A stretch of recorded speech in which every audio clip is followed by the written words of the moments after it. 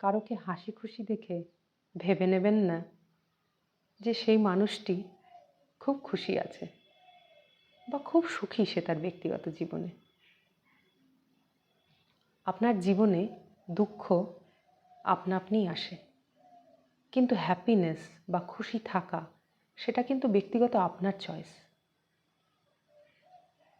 সেই একইভাবে খারাপ থাকা বা দুঃখ এগুলোও নিজে থেকেই আসে, কিন্তু